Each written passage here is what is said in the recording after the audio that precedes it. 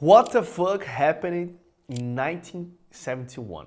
O que aconteceu em 1971? Você já se perguntou por que parece que tudo ficou mais caro? Por que o poder de compra do dinheiro despenca e mesmo quem trabalha mais parece estar sempre correndo atrás? Pois é, gente bonita, existe um ponto específico na história em que tudo isso começou a mudar. E esse ponto é o seu like no canal para fortalecer aqui. Já ativa esse sininho, já se inscreve no canal, vai me ajudar, vai te ajudar. Todo mundo vai ficar feliz. Mas esse ponto é de 1971. Até aquele ano, o mundo vivia sob o chamado Acordo de Bretton Woods. Provavelmente vocês já me escutaram falar várias vezes sobre esse acordo, mas ele foi criado em 1944, no meio da Segunda Guerra Mundial.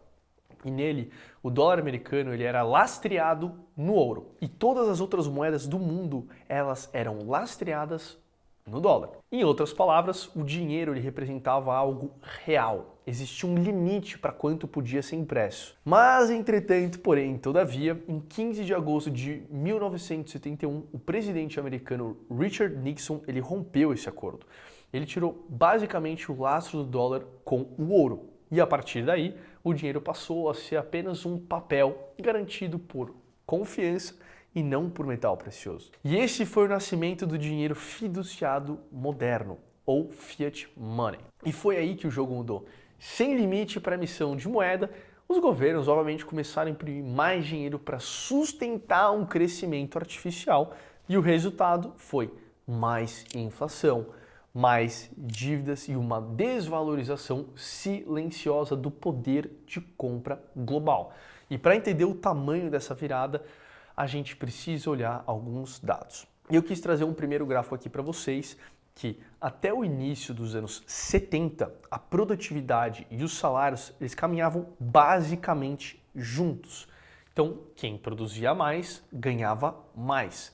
Mas, depois de 1971, essa relação quebrou. A produtividade dos trabalhadores ela continuou crescendo, subindo mais de 240% até 2017, enquanto os salários ele aumentavam pouco mais de 115% no mesmo período.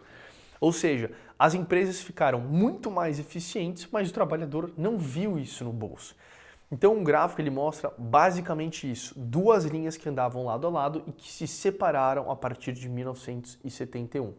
E é um retrato da estagnação salarial e do início da desigualdade moderna. Uma pausa rapidinho nesse vídeo. Gente, eu fiz uma parceria com a Portfel, que é o maior grupo de consultoria de investimentos do país. E eles fazem parte do maior sistema de educação financeira do país, que é o Grupo Primo. Eu estou gravando nos estúdios deles. E eu, juntamente com os consultores da Portfel, podemos te ajudar se você tem um patrimônio acima de 100 mil reais. Então, se você quer que cuidem do seu dinheiro de uma maneira transparente, eu vou deixar um link aqui embaixo que você pode colocar suas informações e um consultor vai entrar em contato com vocês. Esse segundo gráfico, quando a gente olha a participação de 1% mais rico da renda dos Estados Unidos, a mesma coisa acontece. Entre 1913 e 1944, a desigualdade ela caiu. Depois da Segunda Guerra, ela ficou um pouco mais estável por quase 30 anos. Mas depois de 71, ela disparou novamente. A fatia do topo da pirâmide, que era cerca de 30%, volta a 45% em poucas décadas. Então foi o início da era da concentração da riqueza. O capital ele começou a render mais do que o trabalho. Então, quem tinha ativos, por exemplo, imóveis, ações, empresas, viu o patrimônio realmente crescer e multiplicar. E quem dependia só do salário começou a sentir esse gostinho um pouco amargo de ficar para trás. Esse outro gráfico aqui, se a gente olhar o tempo necessário para uma compra de uma casa. Em 1970, uma pessoa precisava economizar cerca de 2 anos e meio de salário para comprar um imóvel médio. Hoje, esse número passa de 7 anos. Então, o sistema basicamente roubou o tempo. Então, você precisa trabalhar quase 3 vezes mais para conquistar a mesma coisa. E isso não é porque as casas ficaram mais caras, é porque o dinheiro ele perdeu o valor. Desde 71, a base do sistema ele mudou. O dinheiro deixou de ser escasso e virou uma ferramenta basicamente política. Governos imprimem, bancos emprestam e a economia vive à base de crédito. Então, o preço da liberdade financeira passou a ser saber investir. Porque quem simplesmente só guarda dinheiro perde o valor todos os dias. E quem investe esse dinheiro participa do lado certo da equação, o lado que se beneficia da inflação de ativos. E só para fechar esse raciocínio, em 1971 não foi só o fim do padrão ouro, foi o início do padrão dívida, o início de um sistema que premia quem entende o jogo e ele basicamente penaliza quem só trabalha pelo salário. Então tem um site chamado What the Fuck Happening in 1971.com que mostra isso visualmente. É como se todas as linhas mudassem literalmente de direção ao mesmo tempo.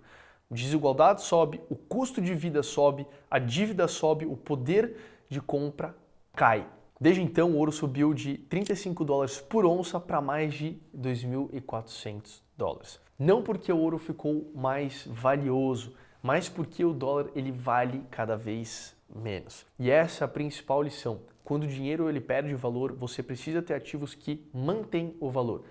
Ouros, imóveis, ações, qualquer coisa que o governo não possa imprimir. E até o Bitcoin entra nessa conta. Então, se você quer entender como proteger o seu dinheiro nesse sistema, como montar uma carteira que resiste à inflação e te faz crescer mesmo em crises, clica aqui no próximo vídeo e eu vou deixar um link aqui abaixo para o meu curso chamado Do Zero aos 10 mil, que lá tem aulas que vai te pegar do zero, vai te levar aos 10 mil para te preparar para ir para os seus primeiros 100 mil reais. E eu te vejo num próximo vídeo. Um grande abraço.